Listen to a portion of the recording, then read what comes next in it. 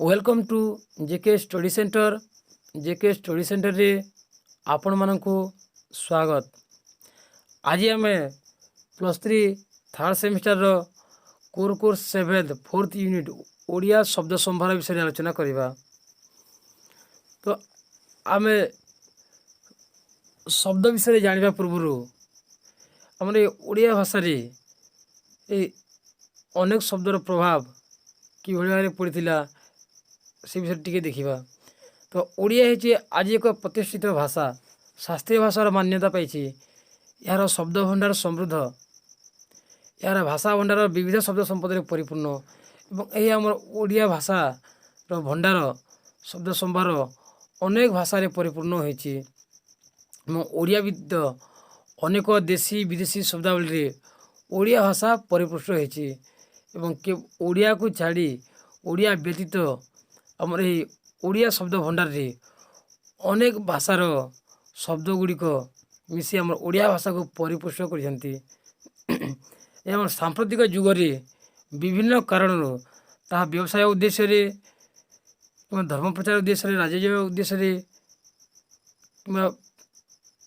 कौन सी कारण जेकोसी कारण गोटे भाषार शब्द भंडार को भिन्न भिन्न भाषार शब्द गुड़िक प्रवेश करम ओडिया शब्द भंडार को से भिन्न भिन्न शब्द गुड़िक प्रवेश कर भिन्न भिन्न भाषार शब्द गुड़िक प्रवेश कर तेणु यह आम नूतन शब्द आहरण द्वारा ही एक भाषा समृद्ध बलिष्ठ और सहज भाव प्रकाश हो पारे।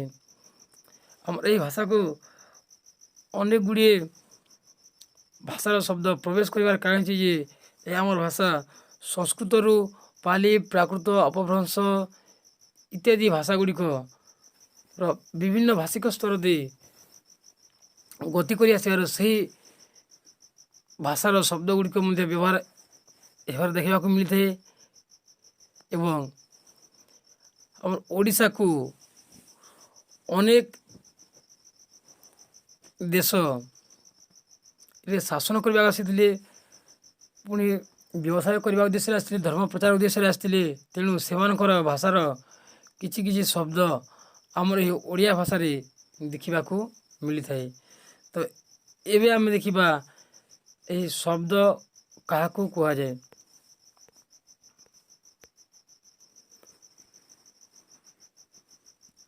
तले लिखाई वर्ण गुड़िक विषय आम प्रथम आलोचना करवा। ठ अणठ रहड़ अ क ख घर नगर सरबत अनवरत यह आम प्रथम धाड़ी ट अणठ दुईटी वर्णर मिलन घटी हेले से कौन सी अर्थ प्रकाश पाऊना। पुणी से ही धाड़ीर 3 रे रहड़ 3टी वर्णर मिलन घटी हेले तहिरु कौन सी अर्थ प्रकाशित होना। अर्थात आम द्वितीय धाड़ी अ क ख आदि गोटे गोटे वर्ण होते एगुड़िकर अर्थ प्रकाश कर क्षमता अच्छी। अर अर्थ हो विष्णु, कर अर्थ हो मस्तक जल, पुणी खर अर्थ आकाश। सेहीपरि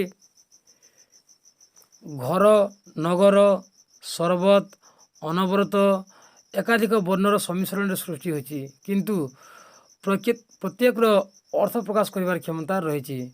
बर्तमान आम देखिले एक वर्ण बा एकाधिक वर्णर मिलन किसी ना किसी अर्थ प्रकाशित होती। अर्थ प्रकाश क्षम यही वर्ण बा वर्ण समूह मिलन को शब्द कह जाए। आम अर्थ प्रकाश क्षम वर्ण बा वर्ण समूह मिलन को आम अर्थ प्रकाश क्षम यही वर्ण बा वर्ण समूह मिलन को आम शब्द कही था। एक वर्ण बा एकाधिक वर्ण मिलित होई कौन सी अर्थ प्रकाश करथिले ताकू आम शब्द कही था। एक बा एकाधिक वर्ण मिलित होई कौन सी एक शब्द अर्थ प्रकाश करथिले ताकू आम शब्द कही था। एठारे वर्तमान प्रमाणित है प्रथम धाड़ी वर्ण बा वर्ण समूह 1 ରୁ 3 पर्यंत अर्थ प्रकाश कर पार से गुड़िक शब्द पदवाच्य नुहे किंतु द्वितीय धाड़ी 4 ରୁ 10 ପର୍ଯ୍ୟନ୍ତ ବର୍ଣ୍ଣ ବା ବର୍ଣ୍ଣ ସମୂହ ଅର୍ଥ ପ୍ରକାଶ କରିପାରୁଥିବାରୁ ସେଗୁଡ଼ିକ ଶବ୍ଦ ପଦବାଚ୍ୟ। ଏଥିରେ ଶବ୍ଦର ପ୍ରକାର ଭେଦ। ଅନୁଶୀଳନରୁ ଜଣାଯାଏ ଯେ ଭାଷା ହେଉଛି ଭାବ ବିନିମୟର ସର୍ବଶ୍ରେଷ୍ଠ ମାଧ୍ୟମ। ପୁଣି ଶବ୍ଦପୁଞ୍ଜ ହେଉଛି ଏହା ବା ଏହି ଭାଷାର ଅଙ୍ଗ ପ୍ରତ୍ୟଙ୍ଗ ସଦୃଶ। ଆମେ ଜାଣିଛୁ ଯେ ଭାଷା ମାଧ୍ୟମରେ ଆମର ଭାବ ବିନିମୟ କରିପାରିଥାଉ। ତେଣୁ ଏହି ଭାଷାଟା ହେଉଛି ଆମର ଭାବ ବିନିମୟର ସର୍ବଶ୍ରେଷ୍ଠ ମାଧ୍ୟମ। ପୁଣି ଶବ୍ଦପୁଞ୍ଜ ହେଉଛନ୍ତି ଏହି ଭାଷାମାନଙ୍କର ଅଙ୍ଗ ପ୍ରତ୍ୟଙ୍ଗ ସଦୃଶ। ତେଣୁ ଏହିମାନଙ୍କୁ ନେଇ ସେ ନିଜର କଲେବର ବୃଦ୍ଧି କରିବାର କ୍ଷମ ହୋଇଥାଏ। ଏହି ଆମର ଶବ୍ଦମାନଙ୍କୁ ନେଇକରି ଭାଷାଟି ତା'ର କଲେବର ବୃଦ୍ଧି କରିବାରେ ସକ୍ଷମ ହୋଇଥାଏ। ତ ଗୋଟିଏ ଭାଷାର ଶବ୍ଦ ଭଣ୍ଡାରକୁ ଲକ୍ଷ୍ୟ କଲେ ଜଣାଯାଏ ଯେ ସେଥିରେ ଅନେକ ବହୁକାଳ ଧରି ଅପରିବର୍ତ୍ତିତ ଥିବା ବେଳେ ଅନେକ ଶବ୍ଦ ଗୁଡ଼ିକ ବହୁକାଳ ଧରି ଅପରିବର୍ତ୍ତିତ ଥିବା ବେଳେ କେତେକ ଶବ୍ଦର କାଳକ୍ରମେ ପରିବର୍ତ୍ତନ ଘଟି ନୂଆ ରୂପ ହୋଇଛି। ତ ଆମେ ଯଦି ଏହି ଆମର ଶବ୍ଦ ଭଣ୍ଡାରକୁ ବିସ୍ତୃତ ଭାବରେ ବା ଆମର ଅନୁଧ୍ୟାନ କଲେ, ଭଲ ଭାବରେ ଅନୁଧ୍ୟାନ କଲେ, ବିଶ୍ଳେଷଣ କଲେ, ସେ ବିଷୟରେ ଆମେ ଦେଖିବାକୁ ପାଇଥାଉ ଯେ ଏହା ଅନେକ ବହୁକାଳ ଧରି ଅନେକ ବର୍ଷ ଧରି ଏ ଶବ୍ଦ ଗୁଡ଼ିକ ଅପରିବର୍ତ୍ତିତ ଥିବା ବେଳେ କେତେକ ଶବ୍ଦ କାଳକ୍ରମେ ପରିବର୍ତ୍ତନ ଘଟି ନୂଆ ରୂପ ହୋଇଛି। ତ କେତେକ ଶବ୍ଦ ଲୋକମୁଖରୁ ନୂତନ ଭାବେ ସୃଷ୍ଟି ହୋଇଥିବା ବେଳେ କେତେକ ଅନ୍ୟ ଭାଷାର ଆସି ଏ ଭାଷା ସହିତ ମିଶି ଯାଇଛନ୍ତି। ଏହି ଧାରାରେ ପ୍ରଚଳିତ ହେତୁ ଗୋଟିଏ ଭାଷା ମଧ୍ୟରେ ବିବିଧତା ଲକ୍ଷ୍ୟ କରାଯାଇଥାଏ। ତେଣୁ ଏହି କାରଣରୁ ଆମର ଏହି ଭାଷାର ପ୍ରଚଳନ ହେତୁ ଭାଷା ମଧ୍ୟରେ ମଧ୍ୟ ଅନେକ ରୂପ, ଅନେକ ଶବ୍ଦ ଗୁଡ଼ିକ, ଭିନ୍ନାର୍ଥକ ଶବ୍ଦ ଗୁଡ଼ିକ ଦେଖିବାକୁ ମିଳିଥାଏ। ତେଣୁ ଏହି ଧାରାର ପ୍ରଚଳନ ହେତୁ ଗୋଟିଏ ଭାଷା ମଧ୍ୟରେ ବିବିଧତା ଲକ୍ଷ୍ୟ କରାଯାଇଥାଏ। ତ ଆମ ଓଡ଼ିଆ ଭାଷା ମଧ୍ୟ ଏହି ଧାରାରୁ ବାଦ ଯାଇନାହିଁ। ଆମର ଓଡ଼ିଆ ଭାଷା ସେହିଭଳି ଭାବରେ ଆମର ଓଡ଼ିଆ ଭାଷା ମଧ୍ୟ ଏହି ଭାଷାରୁ ବାଦ ଯାଇନାହିଁ। କିନ୍ତୁ ଅଧିକନ୍ତୁ ଏହି ଧାରାକୁ ଆଖି ଆଗରେ ରଖି ଆମେ ଆମର ଏହି ଓଡ଼ିଆ ଶବ୍ଦ ଭଣ୍ଡାରକୁ, ଭାଷା ଭଣ୍ଡାରକୁ 4 ଭାଗରେ ବିଭକ୍ତ କରିପାରିବା। ସେଗୁଡ଼ିକ ହେଲା ଆମର ତତ୍ସମ, ତଦ୍ଭବ, ଦେଶଜ ଓ ବୈଦେଶିକ। ଆମେ 4 ଭାଗରେ ବିଭକ୍ତ କରିବା। ତାହା ହେଉଛି ଆମର ତତ୍ସମ, ତଦ୍ଭବ, ଦେଶଜ ଓ ବୈଦେଶିକ। ତତ୍ସମ ପୁଣି ଆଉ ଯେ ଆମର ଅର୍ଦ୍ଧ ତତ୍ସମ ବୋଲି ମଧ୍ୟ ଅଛି। ଏବେ ଆମେ ଦେଖିବା ତତ୍ସମ ଶବ୍ଦ। ଅଧିକାଂଶ ନବୀନ ବା ଆଧୁନିକ ଭାରତୀୟ ଆର୍ଯ୍ୟ ଭାଷା ଗୁଡ଼ିକ ପରି ଓଡ଼ିଆରେ ମଧ୍ୟ ସଂସ୍କୃତ ଭାଷାର ବହୁ ଶବ୍ଦ ମୂଳ ରୂପରେ ପ୍ରବେଶ ଅଧିକାର ଲାଭ କରି ବ୍ୟବହୃତ ହେଉଥିବା ଦେଖିବାକୁ ମିଳିଥାଏ। ତ ବର୍ତ୍ତମାନ ଯେଉଁ ଆମର ଭାଷା ବ୍ୟବହୃତ ହୋଇଛି, ଆମର ଏହି ଆଧୁନିକ ଭାରତୀୟ ଆର୍ଯ୍ୟ ଭାଷା ଗୁଡ଼ିକ ପରି ମଧ୍ୟ ସଂସ୍କୃତ ଭାଷାର ବହୁ ଶବ୍ଦ ଗୁଡ଼ିକ ବର୍ତ୍ତମାନ ଯେଉଁ ଶବ୍ଦ ଗୁଡ଼ିକ ବ୍ୟବହୃତ ହୋଇଛି ତାହା ଆମର ଓଡ଼ିଆ ଭାଷାରେ ଯେମିତି ରହିଛି, ସେହିଭଳି ଅନେକ ଶବ୍ଦ ଗୁଡ଼ିକ ବହୁ କାଳ ଧରି ବହୁ ଶବ୍ଦ ମୂଳ ରୂପରେ ପ୍ରବେଶ ଅଧିକାର ଲାଭ କରି ବ୍ୟବହୃତ ହେଉଥିବା ଦେଖିବାକୁ ମିଳିଥାଏ। ମାନେ ସଂସ୍କୃତ ଭାଷାର ଅନେକ ଶବ୍ଦ ଗୁଡ଼ିକ ଆମର ଏହି ଓଡ଼ିଆ ଭାଷାରେ ଅନେକ ସମୟରୁ ବ୍ୟବହୃତ ହୋଇଥିବାର ଲକ୍ଷ୍ୟ କରିବାକୁ ମିଳିଥାଏ। କାରଣ ଯେ ଆମର ଏହି ଭାଷା ଗୁଡ଼ିକ, ଆମର ଏହି ଓଡ଼ିଆ ଭାଷା ସଂସ୍କୃତ ହେଉଛି ତା'ର ମୂଳ ରୂପ ଏବଂ ସଂସ୍କୃତରୁ ବିଭିନ୍ନ ଭାଷିକ ସ୍ତର ଦେଇ ଓଡ଼ିଆ ଭାଷାରେ ରୂପାନ୍ତରିତ ହୋଇଛି ବା ଓଡ଼ିଆ ଭାଷା ରୂପ ଲାଭ କରିଛି। ତେଣୁ ସଂସ୍କୃତ ଶବ୍ଦ ଗୁଡ଼ିକ ଆମର ଓଡ଼ିଆ ଭାଷାରେ ବ୍ୟବହୃତ ହେବାର ବା ଦେଖିବାକୁ ମିଳିବାର ସ୍ୱାଭାବିକ ବା ରହିବାର ସ୍ୱାଭାବିକ। ତେଣୁ ଏହି ଶ୍ରେଣୀର ଶବ୍ଦ ଗୁଡ଼ିକୁ ଆମେ ତତ୍ସମ ଶବ୍ଦ ରୂପେ ଅଭିହିତ କରାଯାଇଥାଏ। ତ ଯେଉଁ ଏହି ଶବ୍ଦ ଗୁଡ଼ିକୁ ଆମେ ତତ୍ସମ ଶବ୍ଦ ରୂପେ ଅଭିହିତ କରିଥାଉ। ତତ୍ସମର ବ୍ୟୁତ୍ପତ୍ତିଗତ ଅର୍ଥ ହେଉଛି ତତ୍ ଯୋଗ ସମ, ଅର୍ଥାତ୍ ତାହା ପରି। ଏଠାରେ ତାହାର ଅର୍ଥ ହେଉଛି ସଂସ୍କୃତ। ସୁତରାଂ ସଂସ୍କୃତ ସମାନ ବା ସଂସ୍କୃତ ପରି ଶବ୍ଦ ହିଁ ତତ୍ସମ ପଦବାଚ୍ୟ। ତତ୍ସମ ସଂସ୍କୃତ ସହିତ ସମ ବା ସଂସ୍କୃତ ସମାନ ବା ସଂସ୍କୃତ ପରି ଶବ୍ଦ ହିଁ ତତ୍ସମ ପଦବାଚ୍ୟ। ଓଡ଼ିଆରେ ଯେଉଁ ଶବ୍ଦ ଗୁଡ଼ିକ ଅବିକଳ ରୂପେ ଅନ୍ୟ ଭାବରେ କହିଲେ ଯେ ସଂସ୍କୃତ ଭାଷାରେ ଯେଉଁ ଶବ୍ଦ ଗୁଡ଼ିକ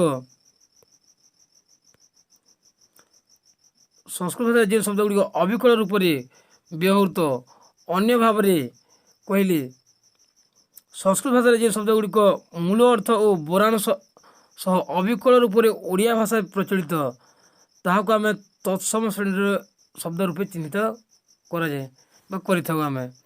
ତ ଯେଉଁ ସଂସ୍କୃତ ଭାଷାରେ ଯେଉଁ ଶବ୍ଦ ଗୁଡ଼ିକ ମୂଳ ଅର୍ଥ ଓ ବନାନ ସହ ଅବିକଳ ରୂପରେ ଓଡ଼ିଆ ଭାଷାରେ ପ୍ରଚଳିତ ତାହାକୁ ଆମେ ତତ୍ସମ ଶ୍ରେଣୀର ଶବ୍ଦ ରୂପେ ଚିହ୍ନିତ କରିଥାଉ। ବା ଯେଉଁ ସଂସ୍କୃତ ଶବ୍ଦ ଅବିକଳ ରୂପେ ଆମର ଓଡ଼ିଆ ଭାଷାରେ ବ୍ୟବହୃତ ହେଉଛି ତାହାକୁ ଆମେ ତତ୍ସମ ଶବ୍ଦ କହିଥାଉ। ତ ତତ୍ସମ ପର୍ଯ୍ୟାୟର ଶବ୍ଦ ଗୁଡ଼ିକ ସାଧୁ ଶବ୍ଦ ଭାବେ ଅଭିହିତ ମଧ୍ୟ କରାଯାଇଥାଏ। ତ ଏହି ତତ୍ସମ ଶବ୍ଦ ଗୁଡ଼ିକୁ ଆମର ସାଧୁ ଶବ୍ଦ ଭାବରେ ଅଭିହିତ ମଧ୍ୟ କରାଯାଇଥାଏ ବା ତତ୍ସମ ଶ୍ରେଣୀର ଶବ୍ଦ ଗୁଡ଼ିକୁ ସାଧୁ ଶବ୍ଦ ଭାବରେ ଅଭିହିତ କରିବାର କାରଣ ହେଲା ଯେ ଏଗୁଡ଼ିକ ଶହ ଶହ ବର୍ଷ ଧରି ମୂଳ ରୂପରେ ଅର୍ଥାତ୍ ବିଶୁଦ୍ଧ ରୂପରେ ହିଁ ବ୍ୟବହୃତ ହୋଇ ଆସୁଛନ୍ତି। ଏମାନଙ୍କର କୌଣସି ପରିବର୍ତ୍ତିତ ହେବାର ଦେଖିବାକୁ ମିଳୁନାହିଁ। ତେଣୁ ଏହି ତତ୍ସମ ଶବ୍ଦ ଗୁଡ଼ିକୁ ସାଧୁ ଶବ୍ଦ ବୋଲି ମଧ୍ୟ କୁହାଯାଇଥାଏ।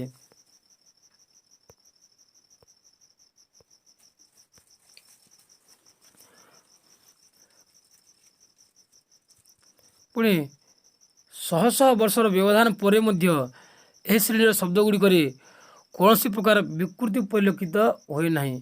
ଏଠାରେ ସୂଚନା ଦେବା ପ୍ରାସଙ୍ଗିକ ହେବ ଯେ ଆର୍ମସ୍ ସଟନ୍ ସାହେବ 1844 ମସିହାରେ ଓଡ଼ିଆ ତତ୍ସମ ଶବ୍ଦ ଗୁଡ଼ିକର ସଂଗ୍ରହ ପୂର୍ବକ ଯେଉଁ ଅଭିଧାନ ଗ୍ରନ୍ଥଟି ପ୍ରଣୟନ କରିଥିଲେ ତାହାକୁ ସାଧୁ ଭାଷାର୍ଥ ବିଧାନ ନାମରେ ଓଡ଼ିଶା ମିଶନ ପ୍ରେସରୁ ମୁଦ୍ରିତ କରି ପ୍ରକାଶ କରିଥିଲେ। ଏଥିରେ ଓଡ଼ିଆ ଭାଷାରେ ବ୍ୟବହୃତ ହେଉଥିବା ମୋଟ 7883ଟି ତତ୍ସମ ବା ସାଧୁ ଶ୍ରେଣୀର ଶବ୍ଦ ସେସବୁର ବ୍ୟବହାରିକ ଅର୍ଥ ସହ ସଂକଳିତ ହୋଇଥିବାର ଦେଖିବାକୁ ମିଳେ। ଓଡ଼ିଆ ଭାଷାରେ ବ୍ୟବହୃତ କେତେକ ତତ୍ସମ ଶବ୍ଦର ଦୃଷ୍ଟାନ୍ତ ନିମ୍ନରେ ଉପସ୍ଥାପନ କରାଗଲା।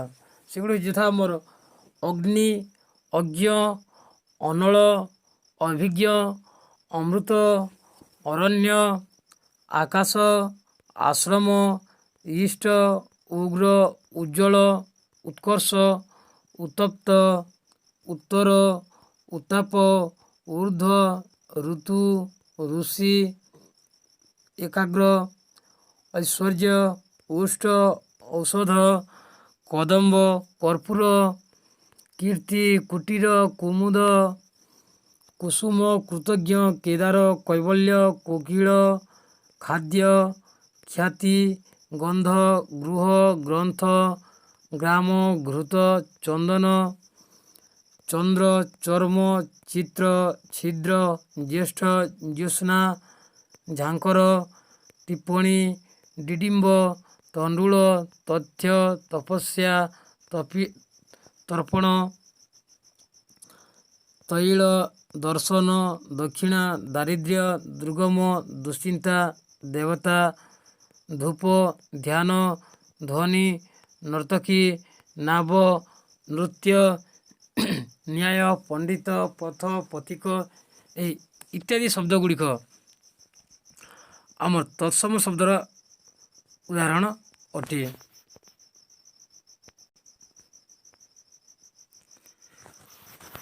ଅନେକ ଶବ୍ଦ ସଂସ୍କୃତରୁ ଉତ୍ସାରିତ ହୋଇ ପ୍ରାକୃତ ଭାଷା ମଧ୍ୟ ଦେଇ ନ ଆସି ସିଧାସଳଖ ଓଡ଼ିଆରେ ଈଷତ୍ ପରିବର୍ତ୍ତ ଆକାରରେ ବ୍ୟବହୃତ ହେଉଅଛି। ତ କେତେ ଗୁଡ଼ିଏ ଶବ୍ଦ ସିଧାସଳଖ ଭାବରେ ଓଡ଼ିଆ ଭାଷାରେ ବା ବ୍ୟବହୃତ ହୋଇଛି ବା ପ୍ରାକୃତ ଭାଷା ମଧ୍ୟ ଦେଇ ନ ଆସି ସିଧାସଳଖ ଓଡ଼ିଆରେ ଈଷତ୍ ପରିବର୍ତ୍ତିତ ଆକାରରେ ବ୍ୟବହୃତ ହୋଇଛି। ତେଣୁ ଏଗୁଡ଼ିକୁ ତଦ୍ଭବ କୁହା ନଯାଇ ଅଧତତ୍ସମ କୁହାଯାଇଥାଏ। ଏହାର କେତୋଟି ଉଦାହରଣ ହେଉଛି ଯେ କରମ, କର୍ମ, ଧରମ, ଧର୍ମ, ଭକତ, ଭକ୍ତ, ଲଗନ, ଲଗ୍ନ, ମୁକତି, ମୁକ୍ତି, ପରବ, ପରବ, ଗରବ, ଗର୍ବ, ଗୌରବ, ଗୌରବ, କୈଳାସ, କୈଳାସ ଇତ୍ୟାଦି ଶବ୍ଦ ଗୁଡ଼ିକ ଅଧତତ୍ସମ ଶବ୍ଦ ଭାବରେ ବ୍ୟବହୃତ ହେଉଅଛି। ତଦ୍ଭବ ଶବ୍ଦ তদ্ভবর ব্যুৎপত্তিগত অর্থ ହେଲା যে তদ অর্থাৎ তহিঁরু, ভব অর্থাৎ জাত বা উৎপন্ন। সুতরাং ଯେଉଁ ଶବ୍ଦ ଗୁଡ଼ିକ ସଂସ୍କୃତରୁ ଜାତ ଅର୍ଥାତ୍ ଉତ୍ପନ୍ନ ତାହାକୁ ତଦ୍ଭବ ଶବ୍ଦ କୁହାଯାଏ। ତ ଓଡ଼ିଆ ଭାଷାରେ ବ୍ୟବହୃତ ଶହ ଶହ ଶବ୍ଦର ମୂଳ ସଂସ୍କୃତ ଭାଷାରୁ ନିର୍ଦ୍ଧାରିତ ହୋଇପାରୁଛି। ଏହି ପର୍ଯ୍ୟାୟର ଶବ୍ଦ ଗୁଡ଼ିକ ମୂଳ ସଂସ୍କୃତରୁ ପ୍ରାକୃତ ଓ ଅପଭ୍ରଂଶ ବାଟ ଦେଇ ପରିବର୍ତ୍ତିତ ରୂପରେ ଓଡ଼ିଆ ଭାଷାକୁ ଆସି ବ୍ୟବହୃତ ହେଉଛନ୍ତି। କାଳଗତ ବ୍ୟବଧାନରେ ଅର୍ଥାତ୍ ସମୟ ସ୍ରୋତରେ ମୂଳ ସଂସ୍କୃତ ଭାଷାର ଅନେକ ଶବ୍ଦ ପରିବର୍ତ୍ତିତ ଅର୍ଥାତ୍ କ୍ଷୟପ୍ରାପ୍ତ ହୋଇ ଭିନ୍ନ ରୂପ ପରିଗ୍ରହ ପୂର୍ବକ ଓଡ଼ିଆ ଭାଷାରେ ଅଧୁନା ବ୍ୟବହୃତ ହେଉଛନ୍ତି। ତେଣୁ ଏହି ଶ୍ରେଣୀର ଶବ୍ଦ ଗୁଡ଼ିକୁ ତଦ୍ଭବ ନାମରେ ଅଭିହିତ କରାଯାଏ। ଯେଉଁ ଆମର ତଦ୍ଭବରୁ ତଦ୍ଭବ ଶବ୍ଦଟି ସୃଷ୍ଟି ହୋଇଛି। ତ ଏହି ତତ୍ ଶବ୍ଦର ଅର୍ଥାତ୍ ଅର୍ଥ ହେଉଛି ତହିଁରୁ, ତତ୍ ଶବ୍ଦର ଅର୍ଥ ହେଉଛି ତହିଁରୁ ଏବଂ ଭବ ଶବ୍ଦର ଅର୍ଥ ହେଉଛି ଜାତ ବା ଉତ୍ପନ୍ନ। ସୁତରାଂ ତଦ୍ଭବର ଅର୍ଥ ହେଉଛି ତହିଁରୁ ଜାତ ବା ଯେଉଁ ଶବ୍ଦ ଗୁଡ଼ିକ ସଂସ୍କୃତରୁ ଜାତ ଉତ୍ପନ୍ନ ତାହାକୁ ଆମେ ତଦ୍ଭବ ଶବ୍ଦ କହିଥାଉ। ଏହା ଆମର ବିଭିନ୍ନ ଭାଷିକ ସ୍ତର ଦେଇ ସଂସ୍କୃତରୁ ପାଲି, ପ୍ରାକୃତ, ଅପଭ୍ରଂଶ ଏହି ଅନେକ ଭାଷିକ ସ୍ତର ଦେଇ ଓଡ଼ିଆ ଭାଷାରେ ବ୍ୟବହୃତ ହୋଇଛନ୍ତି ଏବଂ କାଳଗତ ବ୍ୟବଧାନରେ ଅର୍ଥାତ୍ ସମୟରେ ସ୍ରୋତରେ ମୂଳ ସଂସ୍କୃତ ଭାଷାର ଅନେକ ଶବ୍ଦ ପରିବର୍ତ୍ତିତ ଅର୍ଥାତ୍ କ୍ଷୟପ୍ରାପ୍ତ ହୋଇ ଭିନ୍ନ ରୂପ ପରିଗ୍ରହ ପୂର୍ବକ ଓଡ଼ିଆ ଭାଷାରେ ଅଧୁନା ବ୍ୟବହୃତ ହେଉଛନ୍ତି। ଏହି ଶବ୍ଦ ଗୁଡ଼ିକ କିଛି ପରିବର୍ତ୍ତନ ହୋଇ ଆମର ଓଡ଼ିଆ ଶବ୍ଦ ଭଣ୍ଡାରରେ ବ୍ୟବହୃତ ହେଉଛନ୍ତି, ଓଡ଼ିଆ ଭାଷାରେ ବ୍ୟବହୃତ ହେଉଛନ୍ତି। ତେଣୁ ଏହି ଶ୍ରେଣୀର ଶବ୍ଦ ଗୁଡ଼ିକୁ ତଦ୍ଭବ ନାମରେ ଅଭିହିତ କରାଯାଇଥାଏ ବା ତଦ୍ଭବ ଶବ୍ଦ ବୋଲି କୁହାଯାଇଥାଏ। ତ ଓଡ଼ିଆ ଭାଷାରେ ବ୍ୟବହୃତ ତଦ୍ଭବ ଶବ୍ଦ ଗୁଡ଼ିକର ଏହି ଭାଷାର ଯଥାର୍ଥ ମୂଳପିଣ୍ଡ ଭାବେ ଗ୍ରହଣ କରାଯାଉଛି। ଓଡ଼ିଆ ଭାଷାରେ ବ୍ୟବହୃତ କେତେକ ତଦ୍ଭବ ଶବ୍ଦର ଦୃଷ୍ଟାନ୍ତ ମୂଳ ଶବ୍ଦ ସହ ନିମ୍ନରେ ଅବଧାରଣା କରାଗଲା। ଆମର ସଂସ୍କୃତରେ ଅଗ୍ର କହୁଥିଲେ, ତାହା ଆମର କିଛି ପରିବର୍ତ୍ତନ ହୋଇ ବର୍ତ୍ତମାନ ଅଗ ଭାବରେ ବ୍ୟବହୃତ ହେଉଛି। ପୁଣି ଆର୍ଦ୍ରକରୁ ଅଦା, ଇକ୍ଷୁରୁ ଆଖୁ, ଆମ୍ରରୁ ଆମ୍ବ, ଇଷ୍ଟକରୁ ଇଟା, ଉପବାସରୁ ଉପାସ, ଅବରୋହରୁ ଓହଳ, କୋମଳରୁ କଅଁଳ, କର୍ତ୍ତରୀରୁ କତୁରୀ, କର୍ମକାରରୁ କମାର, କର୍ଣ୍ଣରୁ କାନ, କର୍ମରୁ କାମ, କେଦାରରୁ କିଆରୀ, କୁଟୀରରୁ କୁଡ଼ିଆ, କୁମ୍ଭକାରରୁ କୁମ୍ଭାର, କୈବର୍ତ୍ତରୁ କେଉଟ, ଖଣତିରୁ ଖନିତ୍ର, ଗୋଗିର୍ଷରୁ ଗଇସ, ଗନ୍ଥିରୁ ଗଣ୍ଠି, ଗୋଧୂମରୁ ଗହମ, ଗର୍ତ୍ତରୁ ଗାତ, ଗାତ୍ର ପଞ୍ଚକରୁ ଗାମୁଛା, ଘରଣୀରୁ ଗୃହିଣୀ, ଘୋଟକରୁ ଘୋଡ଼ା, ଚାମରରୁ ଚଅଁର, ଚକ୍ରରୁ ଚକ, ଚର୍ମରୁ ଚମ, ତଣ୍ଡୁଳରୁ ଚାଉଳ, ଚନ୍ଦ୍ରରୁ ଚାନ୍ଦ, ଚାଳନୀରୁ ଚାଲୁଣୀ, ଚିପିଟକରୁ ଚୂଡ଼ା, ଚୂର୍ଣ୍ଣକରୁ ଚୂନା, ଛତ୍ରରୁ ଛତା, ଛାୟାଣ୍ଡବିକାରୁ ଛାମୁଣ୍ଡିଆ, ଜ୍ୟେଷ୍ଣାରୁ ଜହ୍ନ, ଦୁହିତାରୁ ଝିଅ, ତାମ୍ରରୁ ତମ୍ବା, ତୈଳରୁ ତେଳ, ଦଧିରୁ ଦହି, ଦୁଗ୍ଧରୁ ଦୁଧ, ଦେବକୁଳରୁ ଦେଉଳ, ଧୂମ୍ରରୁ ଧୂଆଁ, ନଗରରୁ ନଅର, ନୃତ୍ୟରୁ ନାଚ, ନକୁଳରୁ ନେଉଳ, ଉପବୀତରୁ ପଇତା, ପଗ୍ରହରୁ ପଘା, ପଦାତିକରୁ ପାଇକ, ପିଷ୍ଟକରୁ ପିଠା, ପୁତ୍ରରୁ ପୁଅ, ପୂର୍ଣ୍ଣିମାରୁ ପୁଣ୍ୟ, ପେୟରୁ ପେଜ, ପେଟିକାରୁ ପେଡ଼ି, ପୁଷ୍କରୀରୁ ପୋଖରୀ, ପ୍ରବାଳରୁ ପୋହଳା, ବଧୂରୁ ବୋହୂ, ଭୂମିରୁ ଭୂଇଁ, ମଧୁରୁ ମହୁ, ମର୍କଟରୁ ମାଙ୍କଡ଼, ମତ୍ସ୍ୟରୁ ମାଛ, ମୃତ୍ତିକାରୁ ମାଟି, ରୌପ୍ୟରୁ ରୂପା, ଲବଣରୁ ଲୁଣ, ଲାଜାରୁ ଲିଆ, ଲୌହରୁ ଲୁହା, ବର୍ଦ୍ଧକୀରୁ ବଢ଼େଇ, ବ୍ୟାଘ୍ରରୁ ବାଘ, ବୃଦ୍ଧରୁ ବୁଢ଼ା, ବହିତ୍ରରୁ ବୋଇତ, ଶୃଙ୍ଗରୁ ସିଂହ, ସର୍ପରୁ ସାପ, ସୁପକାରରୁ ସୁଆର, ସୁବର୍ଣ୍ଣରୁ ସୁନା, ସୂତ୍ରରୁ ସୂତା, ହସ୍ତିରୁ ହାତୀ ଆଦି ଶବ୍ଦ ଗୁଡ଼ିକ ଆମର କିଛି ପରିବର୍ତ୍ତିତ ହୋଇ ଓଡ଼ିଆ ଶବ୍ଦ ଭଣ୍ଡାରରେ ବ୍ୟବହୃତ ହୋଇ ଆମର ଓଡ଼ିଆ ଶବ୍ଦ ସମ୍ଭାରକୁ ସମୃଦ୍ଧ କରି ଆମର ଓଡ଼ିଆ ଭାଷାକୁ ଏକ ଶାସ୍ତ୍ରୀୟ ଭାଷାର ମାନ୍ୟତା ଦେଇଛି ଏବଂ ଓଡ଼ିଆ ଭାଷାର ଶବ୍ଦ ଭଣ୍ଡାରକୁ ସମୃଦ୍ଧ ବଳିଷ୍ଠ କରିପାରିଛି ଏବଂ ସୁନ୍ଦର କରିପାରିଛି। ପୁଣି ଆମେ ଦେଖିବା ଆଉ କେତେକ ଶବ୍ଦ ଗୁଡ଼ିକ ହେଉଛି ଅଗ୍ନିରୁ ଅଗି, ଅଷ୍ଟରୁ ଆଠ, ଉଦ୍ଗାତାରୁ ଉତା, ଅଲୋକ୍ତକରୁ ଅଳତା, କାଷ୍ଠରୁ କାଠ, କଚ୍ଛପରୁ କଇଁଚ, କୈବର୍ତ୍ତରୁ କେଉଟ, କର୍କଟରୁ କଙ୍କଡ଼ା, କୋମଳରୁ କଅଁଳ ଇତ୍ୟାଦି ଶବ୍ଦ ଗୁଡ଼ିକ ଆମର ଓଡ଼ିଆ ଶବ୍ଦ ଭଣ୍ଡାରରେ ବ୍ୟବହୃତ ହୋଇ ଆମର ଓଡ଼ିଆ ଶବ୍ଦ ଭଣ୍ଡାରକୁ ସମୃଦ୍ଧ କରିଛି ଏବଂ ଆମର ଓଡ଼ିଆ ଭାଷାକୁ ଶାସ୍ତ୍ରୀୟ ଭାଷାର ମାନ୍ୟତା ଦେଇଛି।